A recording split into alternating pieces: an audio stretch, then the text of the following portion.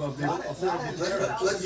2012, The president's not on the right side of this issue if you want to be on the side of the large majority of Americans. Van Jones, in those states that, John King, right before the debate, were showing, in these key battleground states where the polls are actually quite close. I mean, nationally, national polls are one thing, but all that matters is these key states, and polls are pretty close. Did this tonight change that dynamic in any way? Did it change the dynamics of the race? I would be surprised if it did. I do want to give Biden some credit. It took courage for him to say what he said about the oil industry. For him to say, I am committed to transitioning them over time in a responsible way to a better business model. Frankly, these energy companies could have a much better business model. Even the energy companies themselves are talking about this transition. But for Joe Biden to not duck it and say, yeah, we are going to move responsibly to that takes courage in an election where he's looking at a Texas, as the senator just said, where he's looking at a Pennsylvania. But that's the thing about Joe Biden. He actually believes in some stuff, and he's willing to take some stands on some stuff. And there are frankly a lot more jobs putting up solar panels than going to be on the oil rigs in the next several years. And he's willing to make that case as well. I'm very proud that Joe Biden stood up for his beliefs and stood up for better jobs in the future rather than trying to be in the back lines of the old job. I'll tell you another thing that came out of Joe Biden's mouth that was kind of surprising to me because it was so stunning and frank, and we hear all this back and forth all the time now, so maybe it just kind of floats over our heads. But he was trying to make a joke about Donald Trump, and he called him Abraham Lincoln over here. And of course, Trump didn't get the joke, and he got very angry. But he said, "You're one of the most racist presidents in modern American history." Period. And Donald Trump was talking about the '94 crime bill and all the rest of it. We know the history of that. We don't have to go through that again. But he made a statement, sort of a blanket statement here. And he said, this guy's dog whistle is about as big as a foghorn, period. And we're used to that kind of language, I guess, in this campaign. But one candidate just called the other candidate a racist.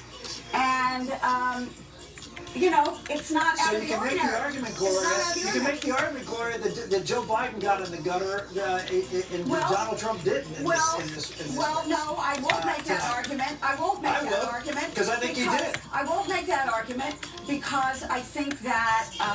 you think it's true? I don't think it's true. There are reasons to believe that it is true. Nobody called Donald Trump a racist before he was president of the United States. And Donald Trump... That's not true. I'm the Central Park thing, but Donald Trump... Wait a minute. Other than the Central Park thing, the Central Park thing actually is 5 human beings' lives who were sent to prison, convicted for crimes that they did not commit, and he refuses. I mean, you know that, right? And also, he says, justice reform. Oh, I really wanted that. We'll talk to Van Jones about how they had to talk this president into that kind of reform. That he went into this kicking and screaming. Rick, 3 weeks ago, we were talking about him refusing to condemn the Proud Boys. Right. So, I mean, it isn't as if Gloria is pulling that out of the air. This has been part of the president's political project. He does dog whistle, and he does stand down when he's called on to condemn racist organizations, and that has been a problem for him, and you know that as well. It makes you uncomfortable as well. This is a complicated thing here. First of all, the right wing always says nobody called him a racist before he was president. It's just not true. Once he started on the birther thing, that shocked a lot. Donald Trump did have allies in the black community. Donald Trump had been a supporter of civil rights causes. In fact, Donald Trump had been a supporter of Kamala Harris, believe it or not. But when he went down the road of the birther thing, that changed his relationship to the black community. It did. And then since then, he's trying to do two things that don't go well together. He's trying to put together a peanut butter and ketchup sandwich. On the one hand, he has done good stuff on criminal justice, on community zones, and on black colleges. That's true. But he's also appealed to white supremacist organizations and other stuff. And so what continues to happen is, I think that campaign wants credit for the good stuff they've done, and they don't get responsibility for the horrific climate